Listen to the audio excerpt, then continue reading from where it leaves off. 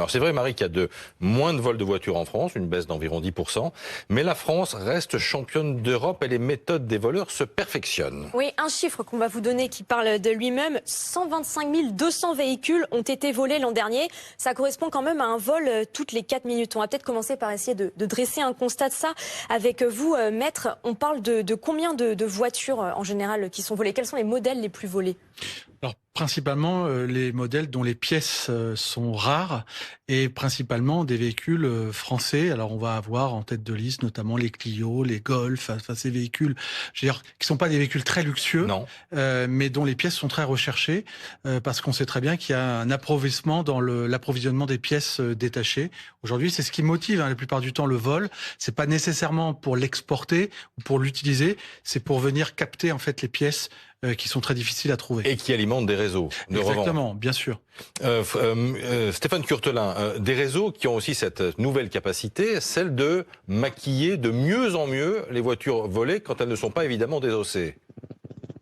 Alors, ce que constatent nos détectives sur le terrain, parce qu'on a des salariés coyotes qui vont chercher les véhicules qui ont été volés grâce à un système de tracking, c'est qu'en effet, on a l'ampleur du maquillage de véhicules s'est développé l'an dernier. C'est quoi? Ça veut dire que, par exemple, on part en Belgique ou on part en Allemagne et les véhicules sont transformés d'un point de vue administratif. Nouvelle carte grise, nouvelle plaque d'immatriculation, etc. et se retrouve une nouvelle identité. Alors maquillé administrativement, maquillé aussi en termes d'équipement, de carrosserie. Alors non, c'est uniquement sur la partie pour maquiller l'identité du véhicule. Voilà, on va rester sur plaque d'immatriculation, numéro de gravage et plaque et carte grise. Alors ça, c'est particulièrement malin, maître, parce que c'est difficile de lutter contre ça, non? Alors, parce que ce sont des clones, finalement, que l'on crée de véhicules. Oui, c'est extrêmement difficile parce qu'il y a un problème de communication entre les États, évidemment, et puis il y a aussi une technique nouvelle qui consiste tout simplement à voler un véhicule en location longue durée ou en location d'option d'achat. C'est tout simplement, on va usurper la signature du propriétaire ou de l'établissement financier. On va réattribuer sa carte grise, donc, à un tiers et on va vendre le véhicule en maquillant la propriété du véhicule. Et évidemment, le loueur, le propriétaire qui finance le véhicule, qui se rend compte quelques semaines ou quelques mois après, parce qu'il n'y a plus de paiement, tout simplement, eh bien, va déclarer le véhicule volé. Et vous avez surtout, et c'est ça qui est grave, des acheteurs de bonne foi qui se voient donc confisquer un véhicule qu'ils ont acheté, qu'ils ont payé intégralement, avec tout un mécanisme juridique et souvent transfrontalier qui est très, très, très difficile à maîtriser. Mais justement, est-ce qu'on a les moyens juridiques français, européens, pour lutter contre ça? Très difficilement. Là encore, on voit qu'il y a des filières avec certains pays et particulièrement éloignés de la France qui rendent difficile la traçabilité des véhicules parce que, comme l'a dit votre intervenant, il y a un maquillage du véhicule avec des cartes grises qui sont de nouveau établies, des numéros de série qui vont être trafiqués, transformés, et ça rend effectivement difficile cette traçabilité. Alors on a mis en place un système en France qui permet notamment donc de vérifier la traçabilité des véhicules. Il est en train de se développer au niveau européen avec ce qu'on appelle notamment le quart vertical, ce qui permet de voir tout l'historique du véhicule, au-delà de la propriété, mais c'est aussi sur le kilométrage du véhicule, sur tout ce qui va concerner les accidents par exemple du véhicule.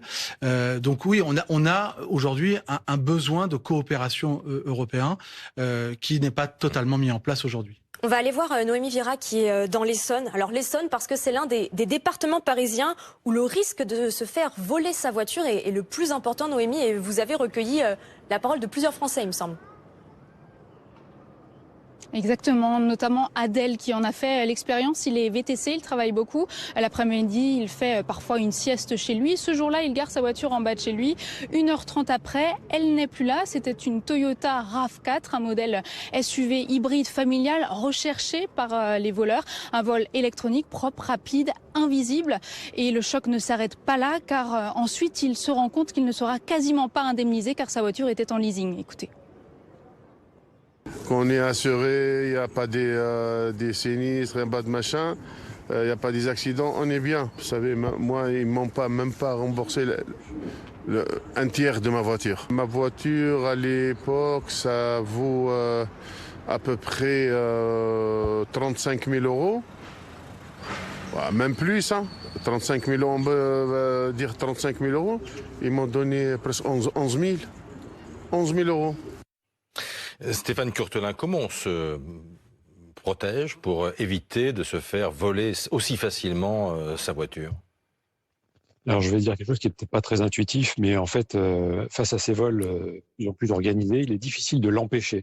La seule solution qu'on a trouvée, c'est de récupérer rapidement le véhicule lorsqu'il a été volé. Et ça, pour récupérer rapidement, il faut un traceur.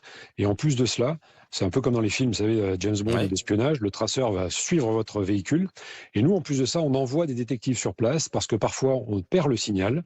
Et le détective va retrouver le signal avec un deuxième type de traceur télécommande dans sa main qui passe à travers le béton et les portes métalliques pour pouvoir localiser le véhicule, même s'il est mis dans un parking ou dans un box. Par exemple, le téléspectateur le témoignage qu'on avait à l'instant, ce monsieur qui se fait voler sa voiture a été localisée en Afrique. Une fois qu'elle est en Afrique, c'est fini, on peut plus rien faire. C'est un peu tard. Alors nous, on intervient en 48 heures. En général, on retrouve 91% des véhicules équipés de Coyote Secure en 48 heures. Et en effet, le temps joue énormément dans le succès de l'opération. Mais est-ce que les trafiquants n'ont pas les moyens de détecter la présence d'un tracker sur le véhicule ? Alors, ils vont détecter les trackers installés en série par les constructeurs, parce qu'en général, ces trackers sont branchés sur la batterie, ou on peut même se mettre en mode privé, ce qui est possible sur un certain véhicule. Donc ça, en effet, c'est une faille, et ça va leur permettre de passer inaperçu. Mais quand c'est un produit qui est installé en ce qu'on appelle en seconde monte, ensuite, après l'achat, installé par un professionnel et dissimulé dans une dizaine de caches différentes, ça devient beaucoup plus complexe de retrouver rapidement ce type de traceur.